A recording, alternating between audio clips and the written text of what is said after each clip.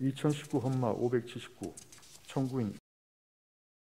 이 사건은 전기통신금융사기의 피해자가 피해 구제 신청을 하는 경우 사기 이용 계좌를 지급 정지하고 사기 이용 계좌 명의인의 전자금융 거래를 제한하는 전기통신금융사기 피해 방지 및 피해금 환급에 관한 특별법 조항들에 관한 것입니다. 먼저 주문을 선고하고 법정 의견의 요지는 이선의 재판관께서, 재판관 유남석, 이은혜, 이미선의 지급정지 조항에 대한 반대 의견의 요지는 이은혜 재판관께서 설명을 하겠습니다. 주문. 이 사건 심판 청구를 모두 기각한다.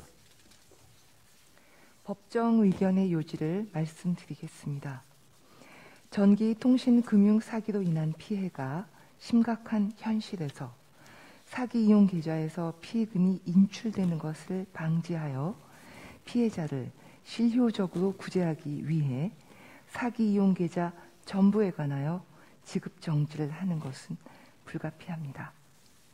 전기통신금융사기 범인이 피해자에게 그 범죄와 무관한 사람의 계좌에 피해금을 입금하도록 하고 범인은 계좌 명의인으로부터 재화 또는 용역을 제공받는 경우 계좌 명의인은 입금받은 돈이 거래의 대가 등 정당한 권한에 의하여 취득한 것임을 객관적인 자료로 소명하여 지급 정지에 대해 이의 제기를 하고 지급 정지를 종료시킬 수 있습니다.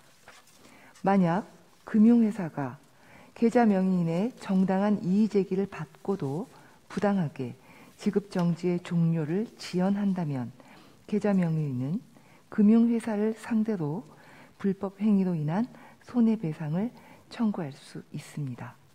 따라서 지급정지 조항으로 인해 사후적으로 전기통신 금융 사기와 무관함이 밝혀진 계좌 명의인의 재산권이 일시적으로 제한될 수는 있습니다만 그 제한의 정도가 전기통신 금융 사기 피해자를 실효적으로 구제하려는 공익에 비하여 결코 중하다고 볼 수 없습니다. 지급정지 조항은 청구인의 재산권을 침해하지 않습니다.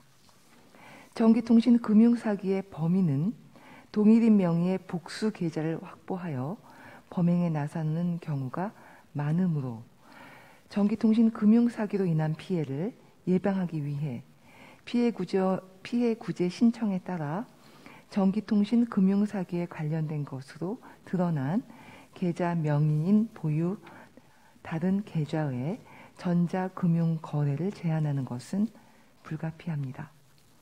전자금융 거래 제한 조치가 이루어지더라도 계좌 명의인은 영업점에 방문하여 거래를 할 수 있고 범행과 무관한 계좌 명의인은 정당한 권한에 의해 입금받은 것이라는 점을 소명하여 이의 제기를 하고 전자금융거래 제한 조치를 종료시킬 수 있습니다. 따라서 전자금융거래 제한 조항은 청구인의 일반적 행동 자유권을 침해하지 않습니다. 이상입니다. 재판관 유남석, 재판관 이은혜, 재판관 이미선의 지급정지 조항에 대한 반대 의견의 요지를 말씀드립니다.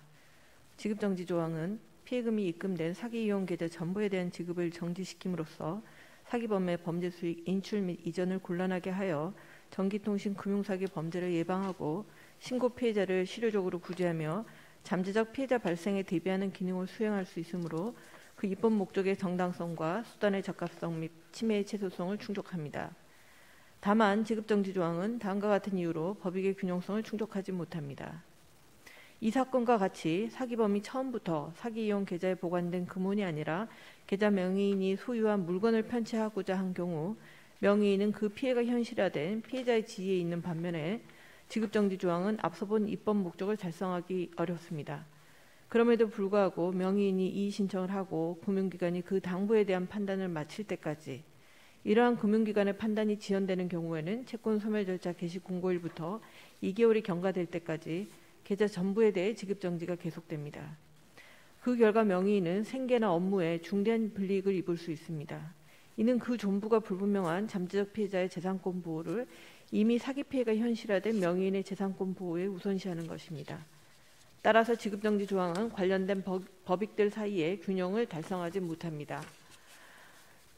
지급정지 조항과 달리 금융기관이 이의 신청의 당부를 판단하기 위해 필요한 적정 기간이 지나면 신고된 피해 금액을 제외한 나머지 예금에 대해서는 지급정지를 해제하는 방안이나 명의인이 영업점을 방문하여 신원을 확인하고 기존 거래 내역이 정당함을 소명하면 신고 피해 금액을 초과하는 예금 부분에 대해서는 지급정지를 해제하는 방안 등 관련 법익들 사이의 균형을 달성할 수 있는 대안을 모색할 수 있습니다.